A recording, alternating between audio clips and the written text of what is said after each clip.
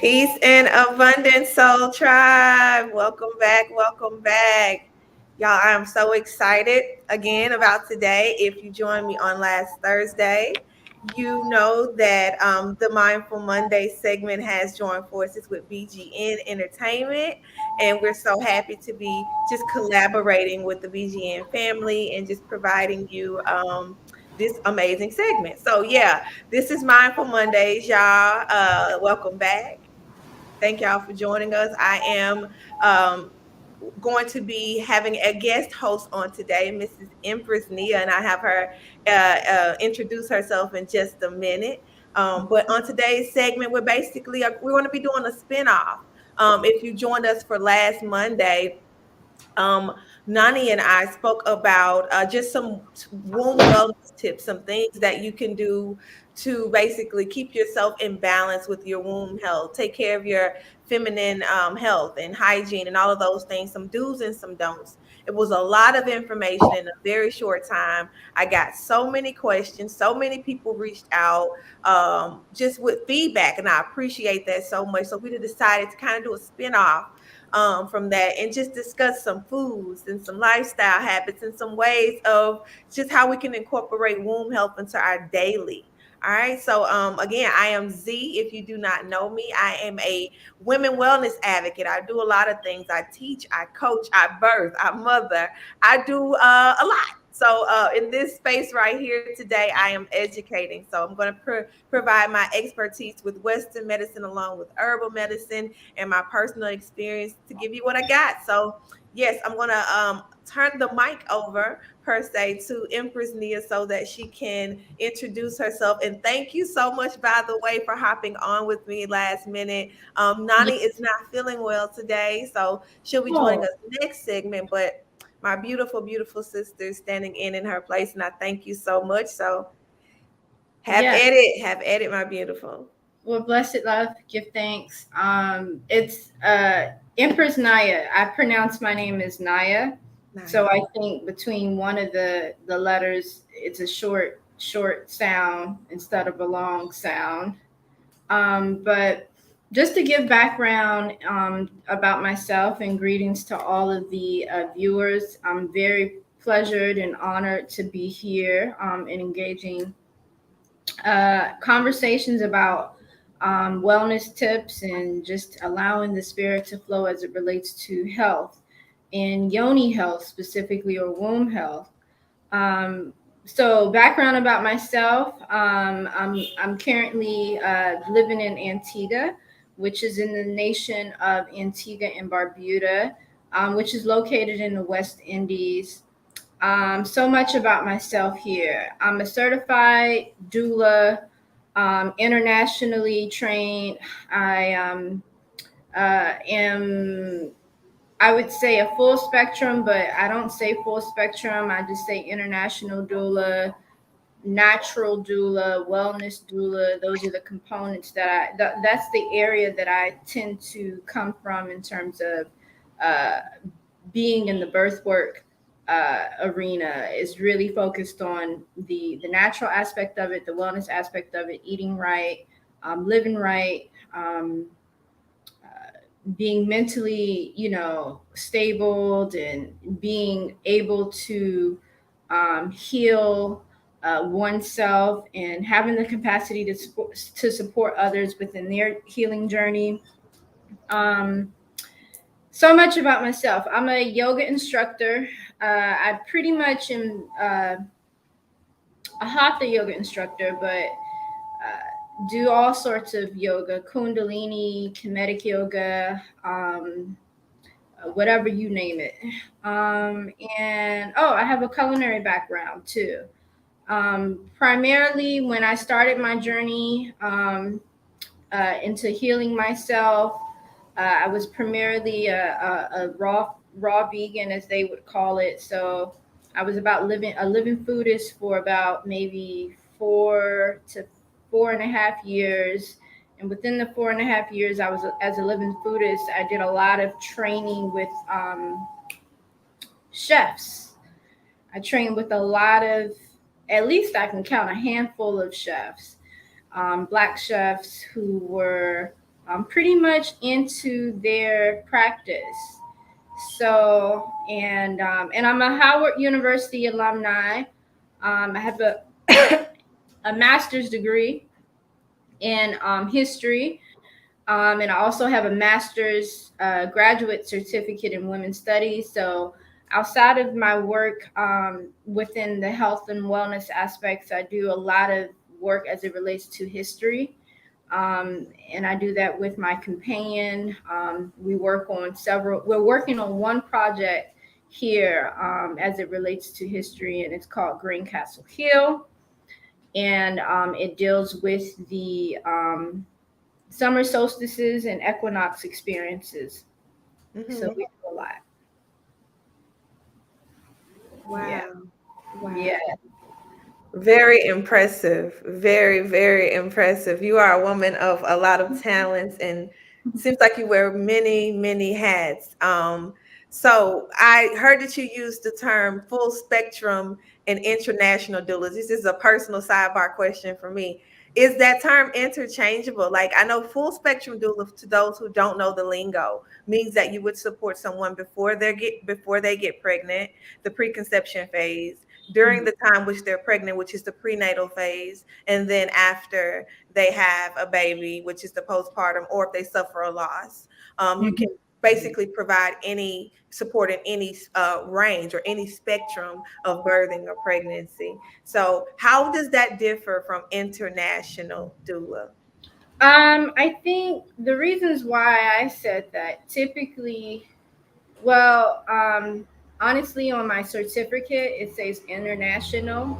And I think that is because I trained in Costa Rica, um, and pretty much traveled internationally quite frequently between those, and even still now being internationally between those years of my journey in terms of in the birth work Got it. aspect. So the holistic midwife that I was studying with, she was well aware of that. She was well aware of the fact that I was a bit mobile, and I was pretty much, frequent between the DMV area and then international travels.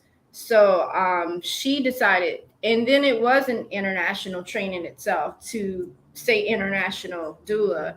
Now, the scope around that as it relates to the birthing work or the birthing work energy, blessed love to the sister that just shown herself. I All don't know. right, word gang, peace. I think it varies in terms of what the culture is around birth, because it doesn't look the same as it is in, say, other places. Like, for an example, in the U.S., there is more education, more advocacy, more awareness as it relates to how one chooses to take, control of their free will when it comes to birth. You know, here in the tropics, specifically in the Caribbean, it's a bit different because um, it's not a whole movement yet here. It's just maybe a certain persons and individuals who may choose to be more natural in their approach, but still needing some level of support or awareness or education around that. I think so. Yeah, so that basically entails my practice as an international doula. Full spectrum, yes. I've always, because when I've done my training, I really constituted as self education, and more so like, what am I compassionate towards? Well, I'm very compassionate towards the healing of the feminine energy. I'm really compassionate towards, the matriarch energy, right? Hmm. So for me, that encompasses, the entire womanhood experience, from the time that we are within the womb, up until, say, the the elder, years of our journey. So I'm pretty much livicated or committed to that. So when I say full spectrum, which is pretty much a Western term, I really don't like to use it, and I'm surprised that I even said it. But I think I was just trying to give some context to the fact that you know my focus, or the focus that I am nurturing right now, is for the full experience of um, the feminine energy. You know. Mm-hmm. Mm-hmm.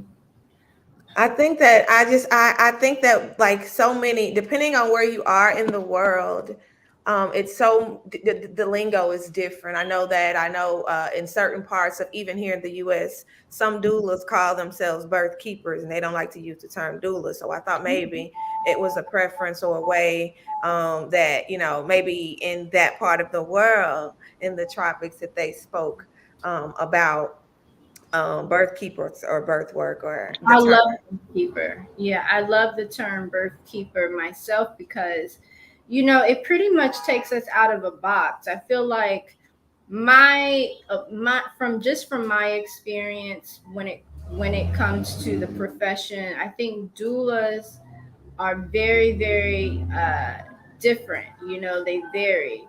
But when I hear a birth keeper, I think about someone who is very spiritual, someone who is more so focused on the root healing of it, the ancestral healing of it, and then coupled with the medical awareness. You Mhm. know, I don't know.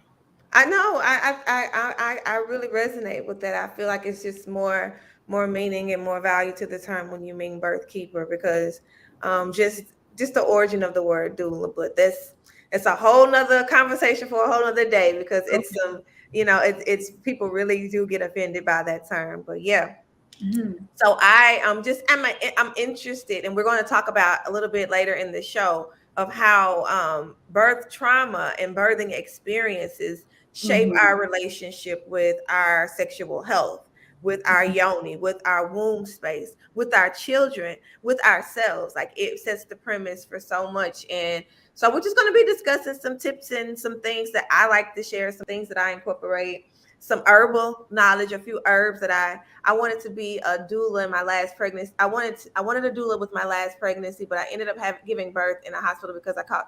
Oh my goodness! So sending you Mhm. so much love. That means that you had a baby very recently, and during that time, so many moms, like I went in full throttle mode. I was actually pregnant right after this whole pandemic happened, and I went into full throttle mode with support because I realized how many people were having to labor alone, or how many people were having to labor in circumstances that they didn't really choose. Like you were planning to have a doula, or maybe you were planning to birth at home, and circumstances. Like I remember supporting a mom whose husband was in Senegal, and Mhm. she would be by herself birthing because she didn't have a lot of immediate family there in the area. I was in Colorado at the time, and Mhm. the hospital told her that dependent upon the number of active infections that they had in the hospital that day, that her partner may or may not be able to assist her or be by her bedside. So Oh. imagine being a first time mom and Mhm. having a doula to support you, and I may or may not even be able to assist, and having to go through that whole process by yourself. That thought alone of not even just going through it, but that thought alone would really kind of scare you into saying, I don't want to do this. And it really a lot of women kind of shifted towards birthing outside of the hospital because that happened. They didn't want to birth alone, and it was so many uncertainties when that Oh pandemic yeah. hit. It was Yeah. 9 months ago. That's very, very early. You are still very fresh in the postpartum period. I say that it takes about Mhm. 2 years for a mom to get fully back to her. I won't even say back to herself, but to evolve into her new self. Because Yeah. when you give birth to a child, you are not the same person. You are not. And that experience of your birthing experience, can kind of it will dictate what kind of person you become, and how you're treated and how you feel after that experience, where you feel devalued or empowered. And so I say 1 year to get your body back, not even your body back, but to get back into a state of balance, where your prenatal weight, your prenatal activities 100%. And then I say at least 2 years to just kind of give yourself time to bloom into your new self. Mm-hmm. But I do wholeheartedly feel like the birthing experience is a thing that a lot of people have to recover from. Mm-hmm. It's a lot of things that go on in the Western scope over here in the U.S. where Mm-hmm. women have been violated for so long that they don't even know that they're being violated anymore. That Yeah. they've been violated so long that they see the birthing experience as being something negative. I had someone tell me I didn't even want to look at that. I didn't want to have no part with it. I just wanted it to be over because there were so many uncertainties. And with uncertainties, it can produce fear. And with Mm-hmm. fear, that is like kryptonite in a birthing space. Like it's Mm-hmm. it stops labor, it messes up people, baby's heart rate, your heart rate, it plays with the vital signs. It's just not okay. So I just feel like the birthing experience, and then if we don't heal from those experiences, and then Mm-hmm. we have another baby, we carry those traumas over. Or if our mom had a traumatic experience, Yeah. um, it's passed down to us via birth, via the birth canal. So yeah, because the womb houses good memory and bad memory. So if we have Mm-hmm. bad trauma or low vibrational energy that we're passing on and we're not healing from, then our children are left to deal with those things. So we start to see habits and routines in our children, and we're like, where did that come from? And oh, that looks just like me. I remember I used to do that with my, well, that was just things that we ended up passing down, not intentionally, but Yeah. because they weren't healed. It's energy. So when it's not healed or transferred or transmuted, it just stays there. And the womb where the baby is housed is a Yeah.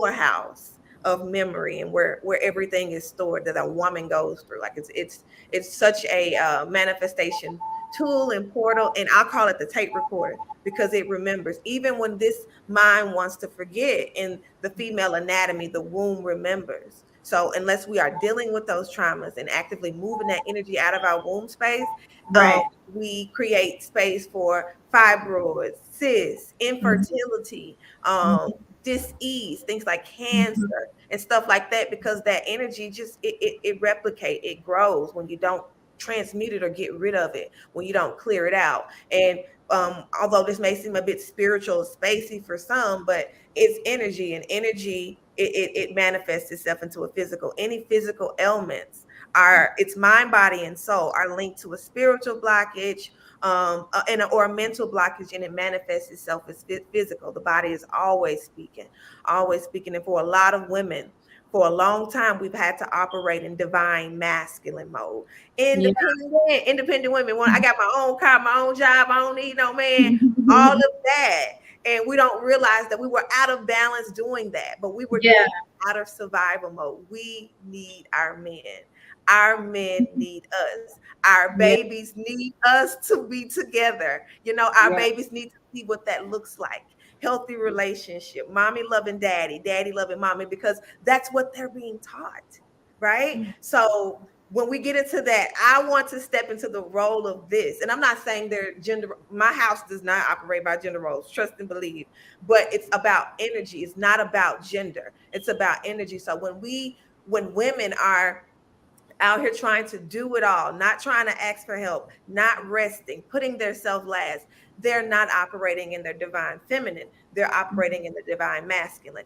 Those feelings that are produced from those experiences, working hard, working overtime, trying to do everything on your own, resisting, wanting love or having a partnership, that creates blockages. Those Yeah. blockages operates in the system and creates hormones. And Mm-hmm. those hormones do things in the body, i.e., in the uterus, it creates hormones that are more indicative of a male, more testosterone and Yeah. things like that. So you start to have uterine Mm-hmm. issues like fibroids and cysts, because that's where anger and those masculine emotions produce. Like Right. it's not meant to be in that space. That's a feminine area. So anger and competition and greed and things like that, we Yeah. don't want that in the feminine space. That can Mm-hmm. kind of throw us off balance. So we want to make sure that as women, we learn to take care of ourselves first. Mm-hmm. We rest, we eat well, we think about things that we enjoy, because I am a mother of six. So Mm-hmm. I often have to put a lot of people ahead of me, but I've learned that I have to make everyday adjustments, every moment adjustments so that I'm remembering, hey, Z, if your cup isn't full, nobody benefits. So I'm making sure I put myself first. I remember when I first went vegan, and my family didn't eat my entire family didn't eat the way that I did, only the smaller children. So I would accommodate them by having them order what they want, and I would settle for a side or something that, hey, it don't even matter. I just want to make sure that y'all have a good time. And I'm over here just eating scraps or something that I really didn't want to eat or wasn't healthy. And then I had to think about it. I was like, hey, I don't want to inconvenience them by having to order something different or make something different. But I Yes. have to also honor myself first, because if I'm not eating well, if Yeah. I'm not eating healthy, then I'm not healthy and I can't care for them or be what I need to be for them. So I had to just make subtle changes like that. Just remembering, hey, I know yoga for me. We talked about yoga. You're yogi as well. I love, love, love, love yoga. It helps me to just basically balance myself. It is a Hmm. lifestyle practice for me, pretty much. And I can't really do yoga when I got a 1 year old hanging from my boob or my back. So I know that I have to get up and do these things extra early. So I had to, make a pact with myself that, hey, Z, we're going to have to get up extra early when everybody's still sleeping so that you can get your you time, so that you're in your balanced state and you're feeling your best, and you're giving your best for that day. But you Hmm. did everything you did to cultivate yourself before you stepped out in the world to try and help anybody else. And I think that's what a lot of women are operating in right now. If I have to do for my kids, I love my kids so much, I die for my kids. And Nani says all the time, live for your children. It's easy. Anybody can lay down and die. I want you to live for your children. And that means putting you first. And that very toxic term of my kids come first. Your kids, please don't do that. It's something that's been programmed in us for so long because that's what we had to do. We're not in survival mode anymore. We're in thriving mode. Hmm. Times are changing. So, like, put yourself first. Think about you, things that you like to do. For me, I love the beach. So my family knows, like, that's what feeds me. So I know that I need to set aside time and communicate with my family so that I have some me time with me in the beach, because I need to, that's how I fill my cup. So I know that by spending time with myself and knowing, hey, this, I don't really like this environment, or this environment really makes me feel good. Dating myself, you know, just like I would another person. So that lets me know what I like and dislike. And from there, I can cultivate those things. Miss Bergang says, I'm trying to learn how to do that. I'm so used to putting the kids and my husband first. By the end of the day, I'm just spent, especially with having to nurse too. Oh, you're breastfeeding. God bless you. Listen, that's a whole job right there. You just named like 8 jobs. Hmm. You just named like 8 jobs. So I'm gonna tell you what I did, because I that sounds so familiar to me. I'm gonna tell Hmm. you what I did. I asked for help. Hmm. I learned to ask for help. I live in Florida right now, and we don't have any physical family here. So even in my household, I have other children. My oldest son, he would always come around when I was cooking to I talk to think me he's a the entire teenager. time. I He's about started teaching him. What was that? your oldest son. I think he's a teenager, right? Yes. Well, actually, my oldest son is 20. I have a 20-year-old. Oh, I didn't know Yes. that. I have a 19-year-old daughter, Mm-hmm. 18-year-old daughter. She'll be 19 in August. And then I'm gonna see if I can do this. We just had birthdays. And then I have a soon to be 16-year-old. And then I have a 14-year-old. Then I Yeah, have a 4-year-old. And then I have a soon to be 1-year-old. So I got a yeah. whole tribe. I got a whole Wow, tribe. I didn't know you had a 20-year-old. I have a 20-year-old son. Yes, he is an Aries. It's my firstborn. I had him when I was 15. I was Okay, I was not thinking. pregnant when I was 14. And that was something that I had to heal from. That experience, I was a child, a Yeah, baby. Imagine a 14-year-old. Imagine your 14-year-old self being pregnant. And then I turned around and had a second baby at 17. I had two children in high yeah. school. So talk about having to heal a womb space. Yeah, but that's beautiful because you have done the work and you clearly, I mean, it clearly shows that you've done the work and you have an awareness of, as it relates to the healing, the womb energy and the proper way to do it, which is, basically through food. And that's Yes. the most important thing. I think for myself, when it comes to the whole philosophies as it relates to wellness and as it relates to And the viewers may not know, I'm not a mother as of yet.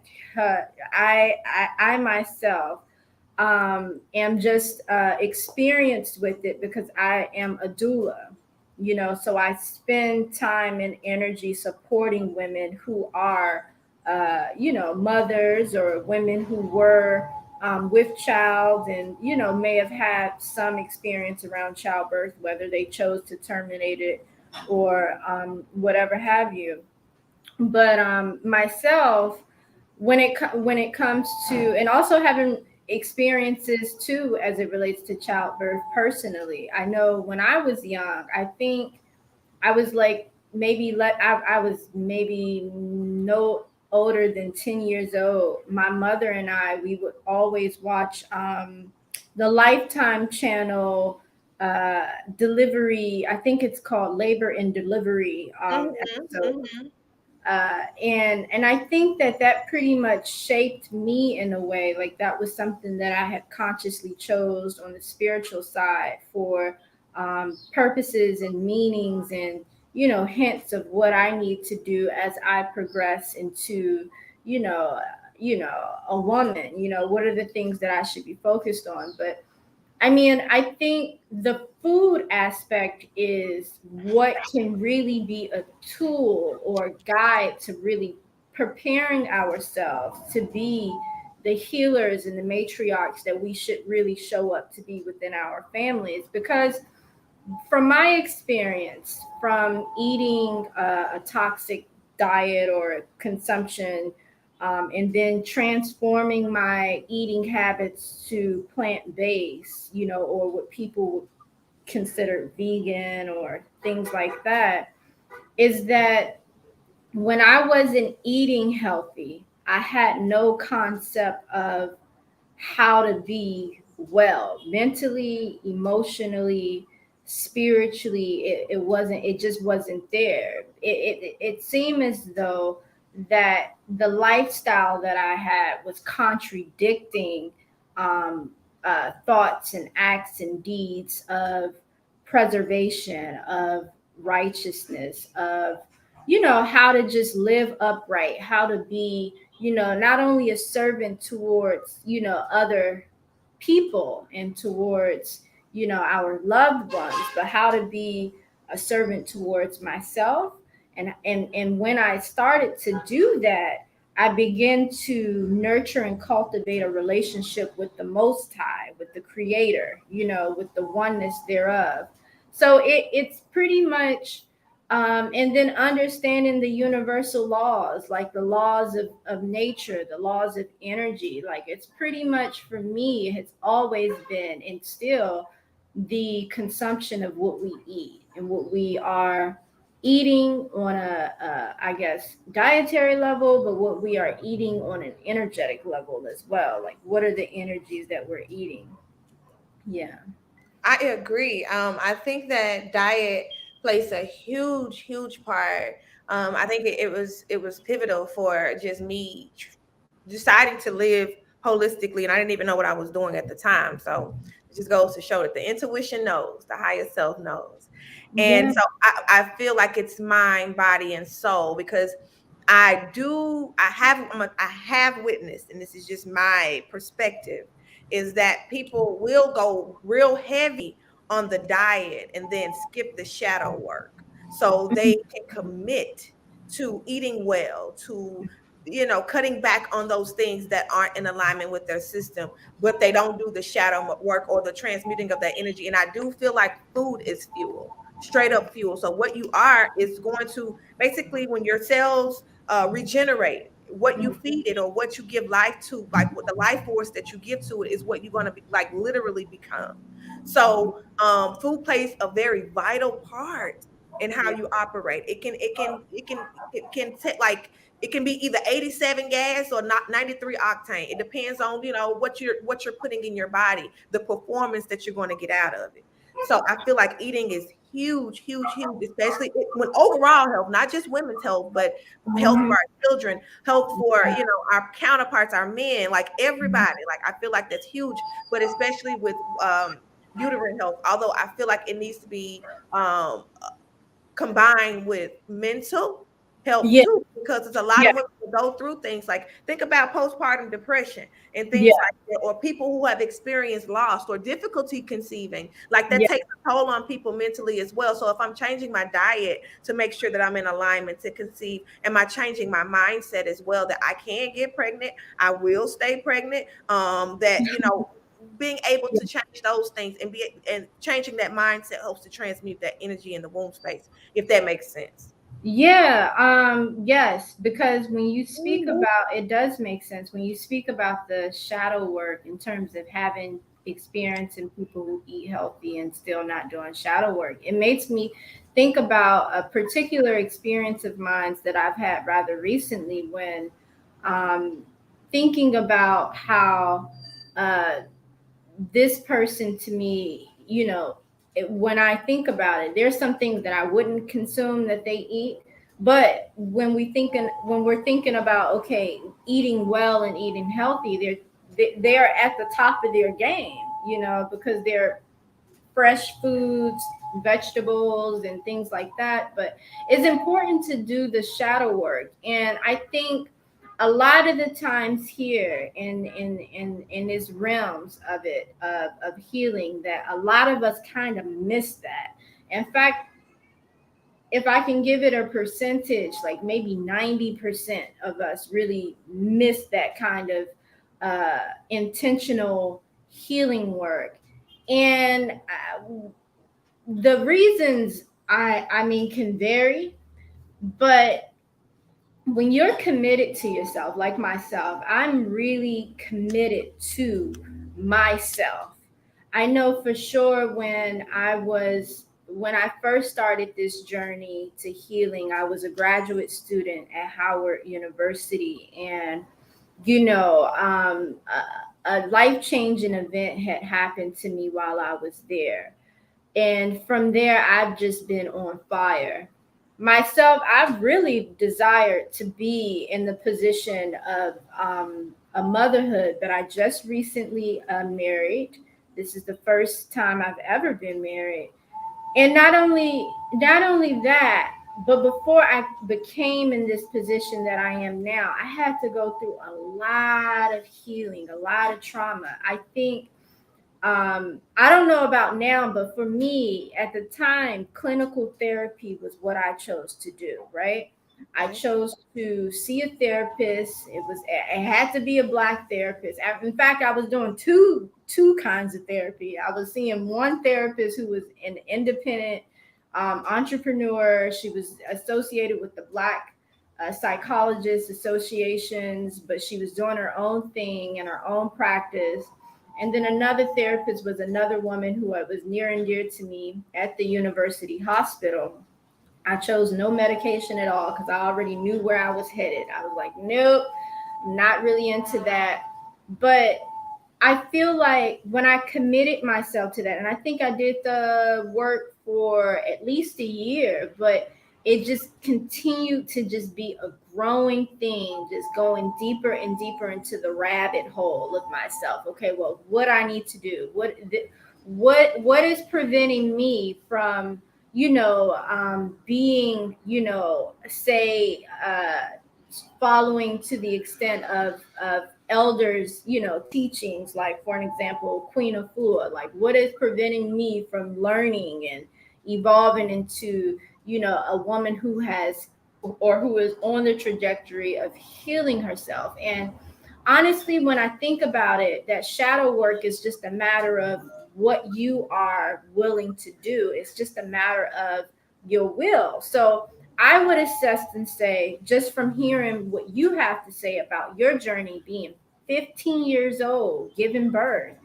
you have to have a strong will to be where you are, because most women, in fact, who start very young, they can be very defeated by the challenges of being an early mother, Definitely you challenging. know, and especially if we're not given certain rites of passages, like if we're not really explained, okay, well, what's puberty, what's the cycle, what's the difference between bleeding very, very heavy during your cycle and not having so much blood and so much pain. These things that we kind of have to find out on our own as, holistic health practitioners, just from study and research, because the information is being lost within our families. Sometimes it's not passed down depending on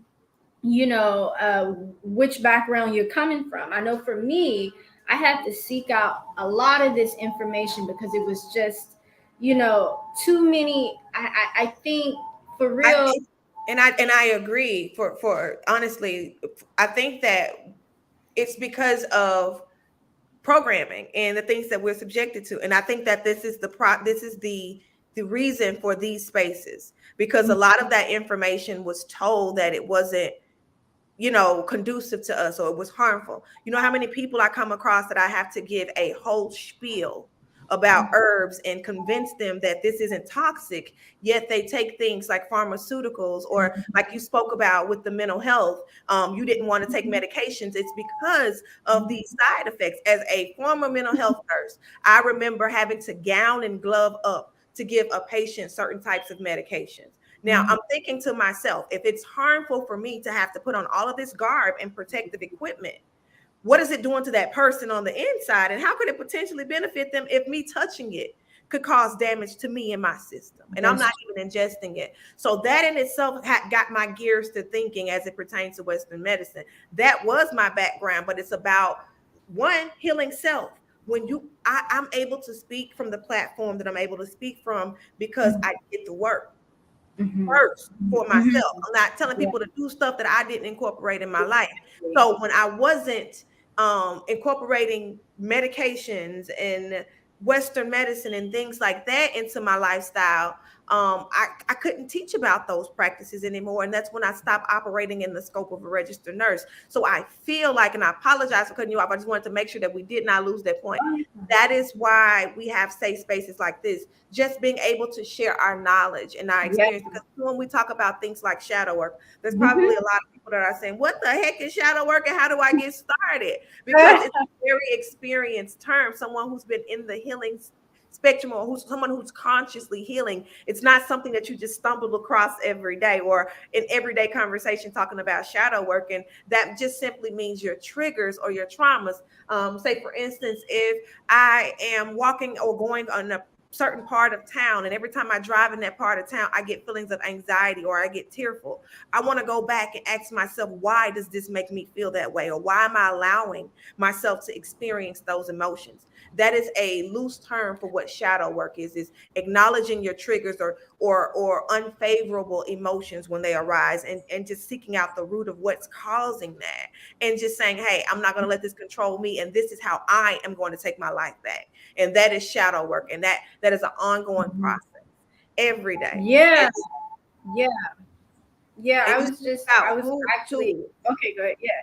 No, go ahead, go Mhm. ahead. Oh, yeah. No, I'm really enjoying this conversation. I think, you know, for me, as you made it, made the point about, sometimes people neglect that part of healing when they're, I think a lot of that is just, for me, because I see things to be a bit more spiritual. Like there was a time, right? I don't really get too caught up in it, but I know when I was on my journey into healing, I would say quite often, like, you know what, I can really see a bad energy about different persons, if they have it, if they're carrying it, I think shadow work is so important. I was having this conversation with a person who was interested in doing consultations with me, and I was just basically being honest and saying that, when it comes to being a healer, we're so vulnerable. We're coming from more so of a healed space, right? So when we open ourselves into this work with that awareness of healing past traumas passed down to us, lived traumas, that we ourselves have to proceed with a level of caution, because when you're dealing with healing, energy. People who are, seeking that level of support with you, you also have to be mindful and aware that they haven't really reached as far as you've come. And they're seeking that level of, support to get there. Yeah, that just came to mind. I agree. I agree, and I can resonate with that when I was able to operate in that space of, I feel like non-judgment. That has allowed me to be able to do the work in the capacity that I do, because that is what I needed. When I was giving birth to my child and I was 15, I remember the most fond memory of me giving birth to a beautiful baby boy was a nurse telling me, "Why are you yelling like that? You weren't yelling like that when you were making that baby." And so that made me feel like I was being judged. I became shamed, and that thought just overpowered everything for me. So it kind of overshadowed my whole birthing experience, because she chose to judge me. She was a nurse on the floor, which should have been her job, was to take care of me and my child and make sure we were well. But she stepped outside of her scope and decided to judge me and talk about, she didn't know if I had how I had conceived that child. She didn't know if I had been raped. She didn't know the background. She didn't know my story. Yet she chose to allow her personal emotions or her judgmental feelings to overshadow her better judgment. And it really, I allowed that to cost me my birthing experience. I was a child. Yes. She said, wow, it's true. So I feel like, even knowing, like, and my mom was there, but we were, women get talked to so bad. Like, as a labor and delivery nurse, the things that I've witnessed, women get talked to so bad that they don't even know that they can't. Hey, I want another nurse, so I want to speak to a Yeah, charge. They yeah, don't know their rights. So that is why yeah. I started advocating so heavily with becoming familiar with their birthing rights, becoming familiar with the policies of where you're going to be birthing, developing a birthing plan, hiring a doula, because they would help you do all of those things. And while we were talking about diet, I just want to really quick, because I did get these herbs out. I got a lot of questions about herbs with the last segment that we did. And herbs are wonderful. Herbs are great. I refer to them as plant sisters because they talk to me. We get in this kitchen and we do our thing to my coworkers. Um, However, like, I really think that, like, when I send herbs out to my moms who have babies, or who are expecting babies, or who are trying to heal their bodies to have babies, I also include affirmations. And that's what we talk about: holistic healing, mind, body, and soul. Because affirmations will include something like, my body is healing and healthy. I am whole. I am complete. I am mothering and nursing my child effortlessly. Things like that, where they can recite with me, or they can write down, or they can just listen to while they're sipping their teas, because that is where the magic happens.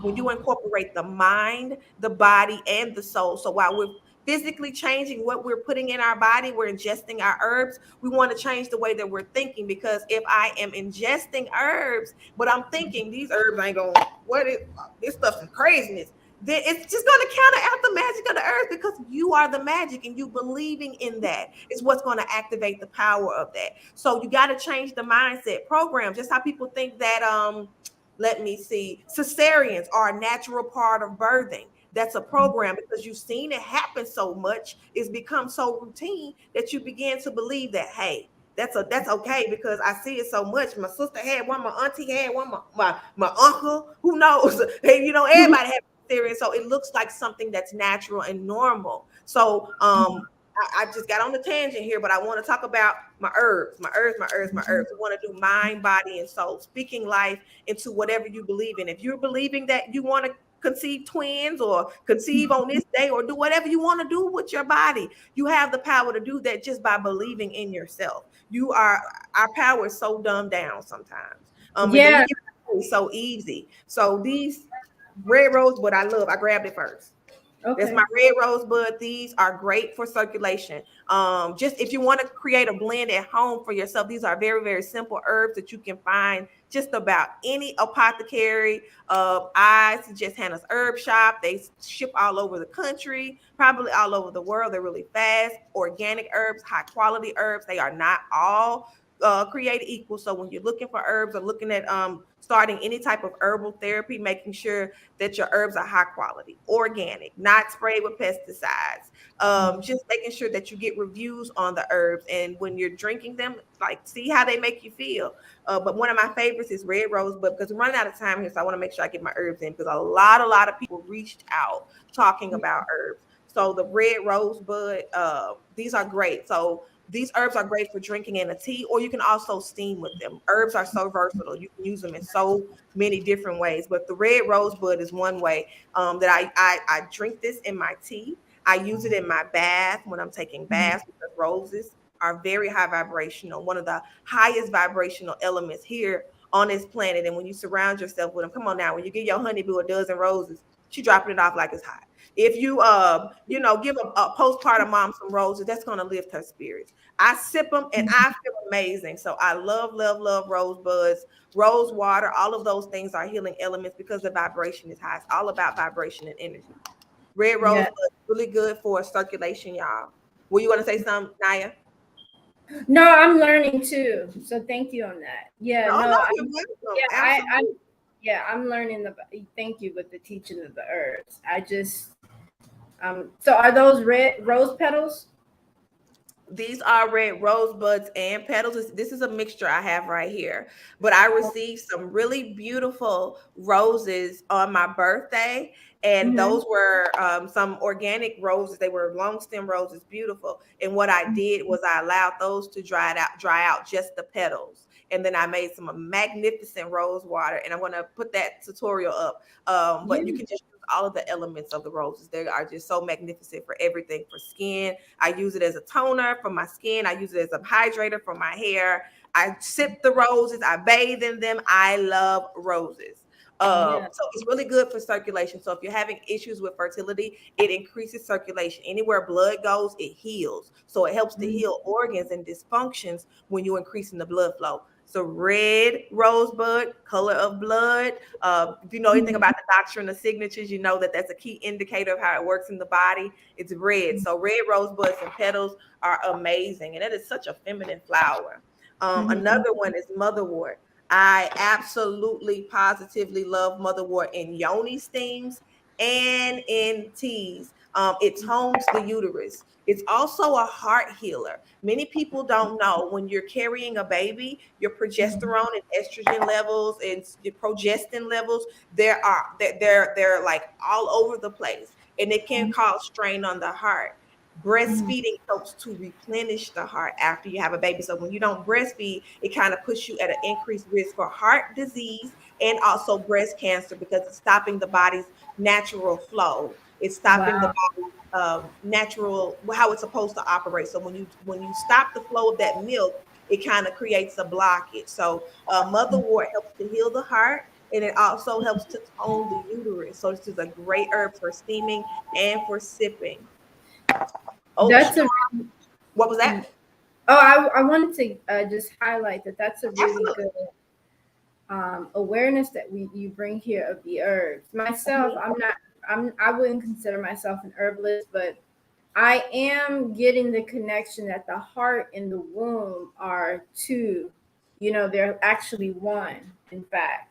So that's a really deep connection that we, as women should take with us when thinking about the heart and the womb as organs connected, but also when thinking about the chakras, Yes. the heart chakra and the sacral chakra, that those Yes. two are interconnected. So knowing that any level of womb health and womb healing is healing not only the physical organ of the body, but the energetic body, which is the emotional health. That kind of healing. So I like that came up in that I love that you that was a beautiful question. reminder of how the heart space and the womb space is one. It's just Yes. like, it's part of it's one. It's connected. So, and we went over chakras in Thursday's segment of Zero to Zen. So we talked about the heart space and the womb space, and they truly are one, because their heart radiates everything. It feels everything, and that's where emotions are most heavily processed. So imagine when we process those emotions and then they're stored in the womb space. So they work as one. They work as one. They truly are a team. So I'm so glad you brought that up, and that is true. That motherward, it connects their heart and that sacral chakra, that heart space and that womb space. So yeah, very, very, very profound point. Thank you for sharing that. The next one we're going to talk about is oat straw. So this one is a number, like this does a number of different things, and you can see. Looks like hay. I love the smell of it, but it's also called green or milky oats. And this is good for basically calming the nerves and soothing the nervous system, especially when a mama's starting out on her breastfeeding journey when she needs just a little bit more support because she got baby over here. She want to make sure baby's fine. She's trying to get adjusted with her new hormonal body. So much is going on, so it just kind of allows the anxiety to be eased. It's a nervine. It soothes and nurtures the nerves. It also adds nutrients. It tones the uterus and it adds nutrients to the breast milk. So it makes the breast milk really, really, really nutritious. So it is an amazing herb that does so many different things. And it's part of my everyday because I am Sweet Fruit will be 12 months tomorrow. She'll be a year old tomorrow. And we've been breastfeeding exclusively. So this has been a go-to for my breastfeeding journey because it keeps your milk good, full, and just full of nutrients and nutrient Oh, I dense. have a question since you mentioned Yes, breastfeeding. yes. Okay. All right. So because you are a naturally inclined woman, you're healthy. You would be, if I wasn't, in the capacity of I am as a doula, but even still, I would, consult with you with, some tips and awarenesses just to see where you are. But how long have you breastfed your children? What was the longest, I guess, like in terms of Oh, age? great question. Mrs. Bergang asked, what herb was it called again? I'm going to go back before I miss her question. The oat straw with the breast milk, oat straw, and then the motherwort was the heart healer and the uterine healer. And then we had the red rosebud. But I believe you said I believe the oat straw or the milky oats, oat straw, like oat and straw. But yes, my breastfeeding journey. Glad you asked. So I am a first generational breastfeeder. No Wow. one in my immediate household, my moms or my aunts, any of them had breastfed before me. I had went vegan, and I knew that I could not tolerate dairy, so I did not want to give my child dairy. So I decided that I had to breastfeed and I had to succeed. I made it up in my mind. I spoke affirmations. I watched videos. I reached out to every source of support I thought I had. I was at a birthing center at that time. Ended up having to move. So all of my support in Florida, I moved to Georgia, didn't have it anymore. So I was still hell bent on breastfeeding. I had to breastfeed because if I wasn't going to give my child dairy milk, that means that he was going to have either soy or amino based acid formula. Soy is not good for the body at all, especially not good for a baby, especially a baby boy, because it mimics estrogen in the body. So they would develop like female type characteristics. Not good. It's a hormonal imbalance. It's playing on their hormones.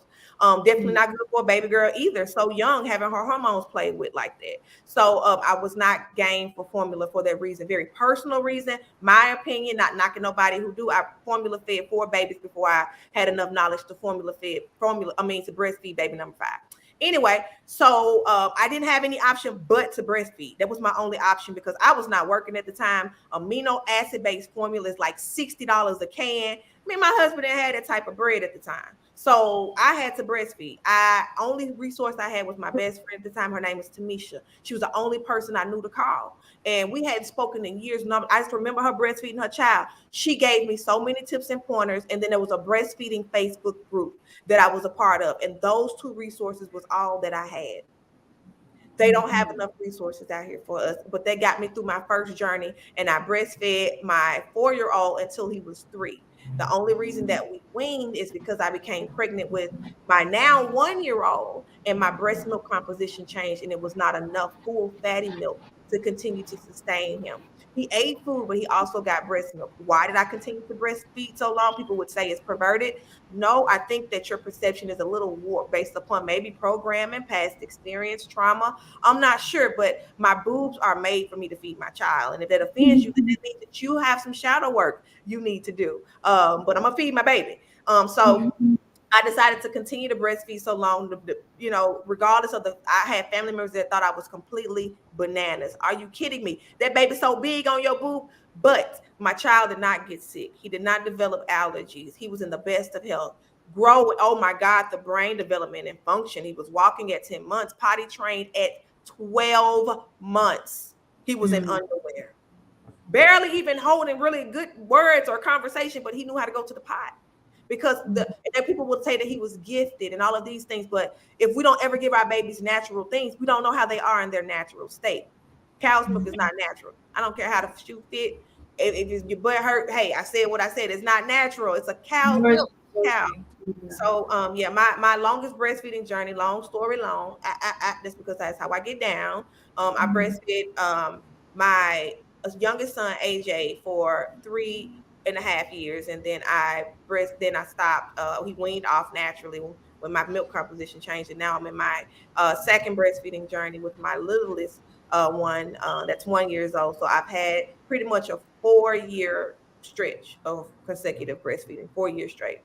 Okay, that's good. Yeah. Don't plan on stopping until we naturally wean. Am I going to be breastfeeding a 5 or 6 year old? Heck no. But if you don't know anything about breast milk, it changes with the baby. So if my baby goes out and gets a sniffle or a bug or anything, all she has to do is latch to my breast. Her saliva communicates with the receptors on my nipple and tells it to start making medicine. So like it is the best thing you could ever do. Like I'm not knocking anybody who didn't, but I've breastfed children and I formula fed, and the bond is just unremarkable. It helps to heal mom. It helps to heal baby. There's so many benefits. If I was to list them, we'd be on here till tomorrow. It is amazing. Amazing, amazing. I provide lactation education. So if you're looking to breastfeed, you're struggling on your breastfeed journey, trying to wean, trying to relactate, please reach out to me. www.bloominglotusbirthingservices.com. I'm also on Facebook under Blooming Lotus Birthing and Wellness, where you can definitely hit me up and ask questions and reach out to me. Mrs. Bergang said I only lasted a year with all of mine. Mentally, I couldn't anymore. A year is, don't even say I only lasted a year. I'm gonna come through the computer. Only a year? That is amazing. That is phenomenal. That is phenomenal. Breastfeeding is a full-time job, and if you can continue that, you can continue that is, it became second nature because I did it so long. So weaning wasn't a big part. He would just get on the breast for 2 seconds and he was gone. Like it was just a normal part of our relationship. But it is still a full-time job because there were certain things I couldn't eat. Cabbage, fermented foods, all of those things would give the baby gas because it would pass through my breast milk. And so I would still have to monitor my diet even more so when I wasn't pregnant. So it's a full-time job. So the fact that you did that for an entire year is very, very profound. She said the bond is awesome. It's absolutely awesome. Yeah. All right. I answered your question the long way, as I often do. It's good to get the back end. I think it was very honest to say that you did do formula feeding, and then you transition into the breastfeeding, and you spoke about the benefits. But yeah, it's good to know that. I think for myself, even as a person who is coming up into um, my own journey as it relates to motherhood, I always meditate on, okay, well, how do I want this to look? How natural do I want this to be? How sacred and healthy and spiritually healthy do I want this to be? And I just have to be measured in my choices and my decisions, and also in my mental realms. But as again, we're stressing the importance of um, doing healing work, doing energy work, doing shadow work. It's never too late to start that journey, but it is important because um, as we know, things that are unaddressed and unhealed tends to find its way to the surface when things start to actually become it finds its way to the surface when we're least expecting it, but at the same time it's like what we needed to get us to evolve into another state of being. So this is all really helpful and really good to just put it on the table. I mean, I can't even stress the importance any further as it relates to, okay, well, you know eating healthy is a huge aspect as it relates to healing your womb. um yeah, yeah, it's pretty much clear. Oh, I give thanks. I give thanks. And you're right. It involves self-evaluation, because what does healthy look like to me? What does eating well look like to me? Mrs. Bergang, I have to share her comment. She said, is the by far the best show on the network. I love learning about all of these things I never even knew. Look at us. Look at us, Empress. I love it. Give thanks. Give thanks. So I think that it really takes work, because we have to challenge what is our norm. We have to challenge what we want, what we like, what we desire, and that involves self-discovery. That involves spending time with self. When I said I date myself, that's what I do. I need to discover who I am, because I'm not the Zamika that I was yesterday. I'm not the Mhm. Zamika that I was 10 minutes ago. I'm steadily evolving. So I had to challenge my belief systems, I'm sure as well as you, because it wasn't the norm in my family to even breastfeed. It wasn't Yeah. the norm for me. I gave birth outside of the hospital twice. I gave birth in the hospital 4 times. Baby number Mhm. 5, we went to a birthing center. Baby number 6 was a free birth. We didn't have a doctor. We didn't have an OB. It was me, my husband, and my daughter as my doula. People thought I was absolutely, positively crazy, but it was what I decided that was best for me and my body. It's what I decided that was safe for me. So it involves getting away from those voices that are telling you what's good for you, and diving Yeah. into what you feel is good for you, or what would work best for you, your baby, your body, your birth. So you Yeah. definitely need to have a say so in how this is going to go. So when I saw all of those women being herded like cattle in the hospital, my rights were violated so many times with the 4 previous births, almost died with baby number 4. It was a mess. I was a Yeah. nurse. I was on both ends. I was a patient, and I was Mhm. also a nurse serving on those floors. And I didn't like to be in the role of either in that Mhm. space, because I did not feel value. I did not feel heard. And I didn't feel like I could be what I needed to be. It was creating a traumatic experience. So I said, I'm not going to do this in a hospital. So that made me decide to go natural. But I had to challenge those belief systems and those thoughts to say, why do you feel like you want to go natural? What does safe look like to you? And be able to even contest those belief systems that were embedded in my family. My mama thought I was crazy. My auntie posted on Facebook, she had that baby in the bathtub. Like, they thought I was crazy. But if Mhm. I had just listened to what they wanted me to do, I would have probably been setting myself up for another traumatic experience. So Yeah. I had And to we. evaluate. That was the highlight of my existence, to catch my Mhm. children with my own 2 hands. To be able to have my baby in my bathtub, get to my bed and go to sleep with my child in my arms, and not have to worry about people poking and prodding on me, taking my blood pressure, rolling me over, taking my baby, God knows where, doing God. I didn't want to deal with those thoughts. I didn't want to have to deal. But having a baby is stress enough on the body. It's a Mhm. marathon. I don't want to have to deal with these external factors that I really can't control in that moment. We deal with things we can't control every day, but a woman who just had a baby is not in a state to be dealing with those types of things. Yeah, yeah, that's true. Very sensitive. Yes. um, you gotta have a lot of empathy and compassion towards them, because they were in another realm of existence that may have not been within this plane, to bring forth life, into this plane.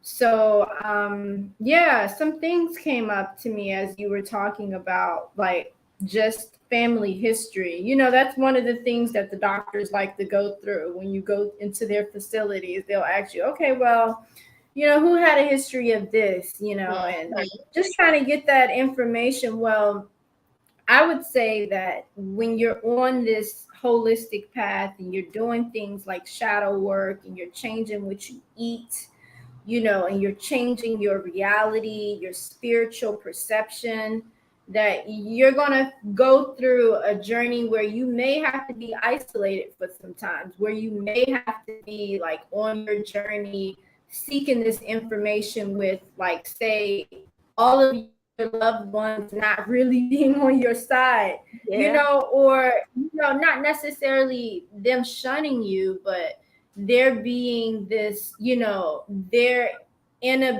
their inability or their unwillingness to actually make the change that you're making within your own lifestyle. And that's how I've experienced it. I think, Yes. when I think about my examples and when I think about my own mother, I had to step away from, what she does and what she passed down to me. Popeye's chicken ain't what I want to do anymore.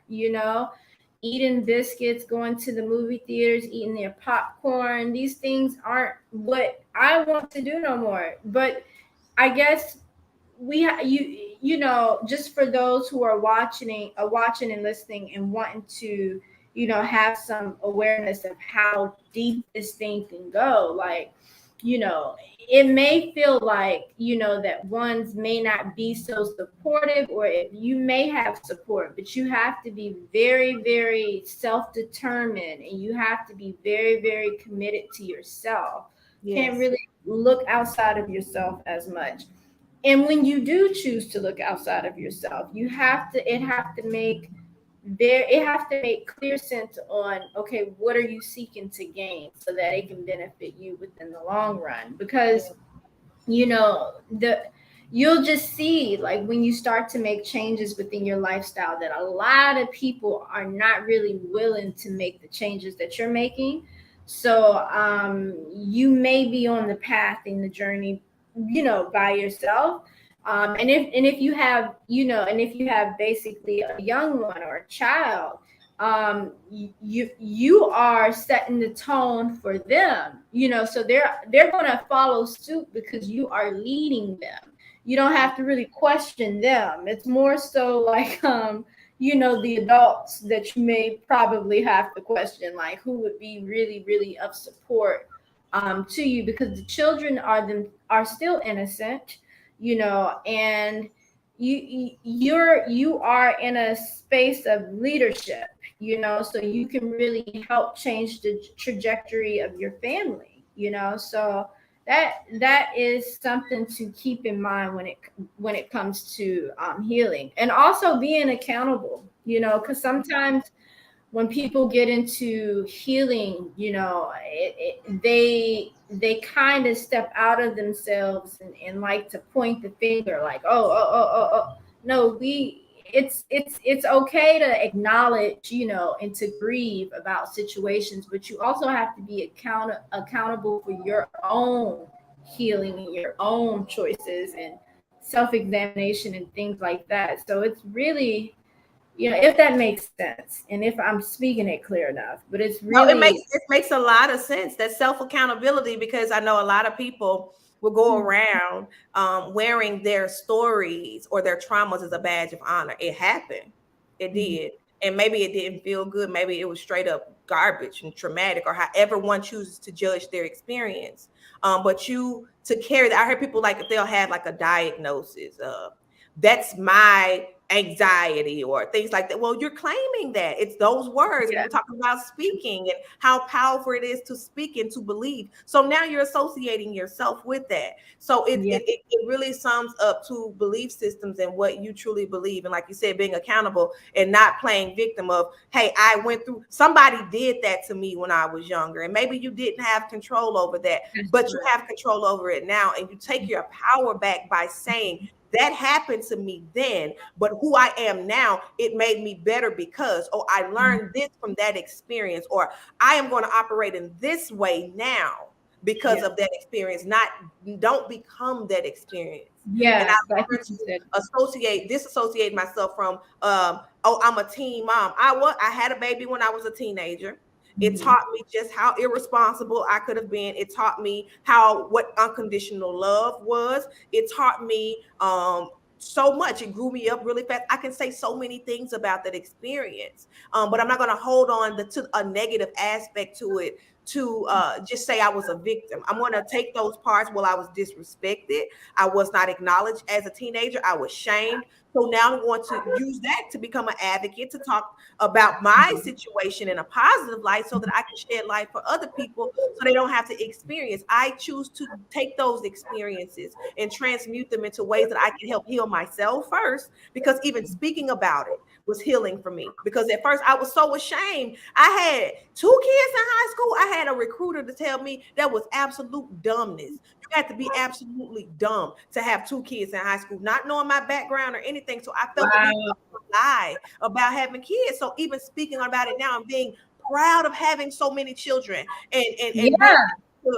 that it changed my perspective. It changed my Yeah. belief system, because I, as a child, was being told that was a bad thing, and I was all bad because of that. So that shaped that experience. So I'm becoming, instead of becoming victim and a product of my environment, I decided to elevate and become better because of it. But that takes an immense amount of willpower and believing Yeah. in yourself, It because does. your environment, listening to mama, listening to people who you feel like are an authority, nurses, doctors that tell you things that are low vibrating about yourself, it's easy to believe it. So we have to challenge our belief Music. system. That comes with self accountability. What do I feel about me? How do I feel about my experiences? How do I choose to move forward from that? Yes, that happened, but how do I choose to allow that to affect my life? Do I want it to stop me? Am I going to stop living, even though I'm sitting here breathing and blinking and talking? Or am I going to allow that to evolve who I am to become better? And it's a choice.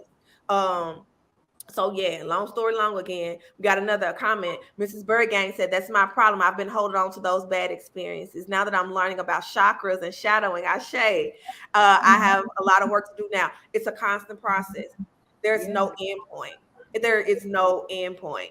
We No. heal every day because we encounter things every day. We learn about parts of ourselves. My family, my entire family was just here, about 30 deep. And I hadn't seen them like that in about 6 years. And I realized just parts of myself, my shadow self, my gifts, my demeanor, how much of that I adopted from my aunts, from my mom, from my family, and how much we share. And that allowed me to really just gain a sense of overstanding for self and for compassion, because a lot of times we judge our family members. Oh, I don't want to be around them. They got low vibrations. They negative. They got bad energy. For us to know that it's bad energy, we have to recognize it. And to recognize something, that has to be part of us. So somewhere in one lifetime or somewhere, we were part of that. That was us. Okay. So that means that we have to say, I know what this is. I don't fear it. I'm not afraid of it. I embrace it with love, because love is the highest frequency. And anything Yeah. that tries to rise up against that can't. So who is more powerful than me? I fear Yeah.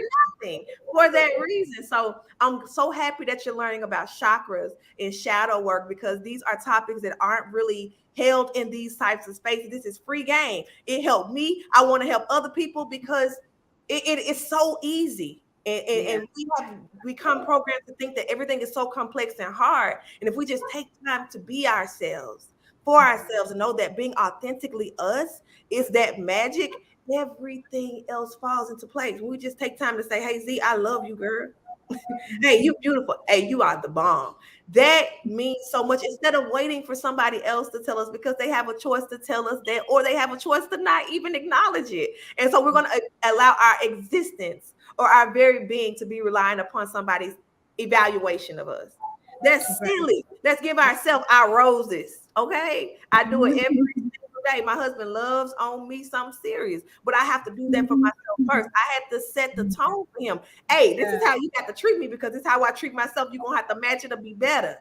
So we Yeah. set the tone for how others treat us, but how we treat ourselves. If you ain't taking care of yourself, you ain't taking time for yourself, you let people walk all over you, they going to do it. You've Yeah. allowed that. So self accountability. What am I doing in this situation that's allowing this to happen? Because we do play our part. We are not victims at all. You can choose to be a victim, and that in itself has its consequences. But yes, Miss Bergman, we're gonna be on it every Monday and Thursdays. We're doing exercises, womb health, and we got a retreat coming up in June. And then we have one coming up again in July here in Panama City Beach. So we got retreat offerings that we're doing. It's so much, so many avenues, but just sitting here having these conversations are enough, because it Yeah. gets people going. It gets people saying, hey, I'm gonna implement that, or I might try that. So I feel like just even being here is enough. You ain't got to overwhelm yourself with going by a million crystals, going and doing this thing and that thing. That helps. But just having these conversations and acknowledging, maybe I do need to clean up my diet. Maybe let's try this with no dairy and see if I have a different response or a different outcome. So That's just what right. conversations are, they're triggering. Can be in a good way and a bad way, but you can choose how to utilize this information and this knowledge. I'm just, yeah, just me, y'all. I'm gonna get ready to wrap this up, but before I wrap it up, I want to talk about red raspberry leaf. I could not go without talking about red raspberry leaf. I Yes, love, love, here. love Let's red hear raspberry about leaf. it. You use red raspberry leaf? I do. I think I have some, but I have it mixed in a blend. I know I need to get some more loose. Yeah, it's important to use it. But let me hear what you have to say. Okay, I'm coming through with it. Red raspberry leaf is a tonic. And when people think tonic, they think of like health potions and stuff that tastes nasty. Can be, but a tonic is anything that tones an organ. So red raspberry leaf is a uterine tonic. So think about toning. If you go to the gym and pump iron, you're toning your arms. If you're doing squats, you're gonna tone your butt and your thighs and all of that good stuff. So you get what I'm saying. So this herbs work, different herbs that are tonics work to tone different organs. So red raspberry leaf tones the uterus like, I ain't gonna say like no other, but it's bad. It's a bad herb, okay? It's a bad good herb in a good way.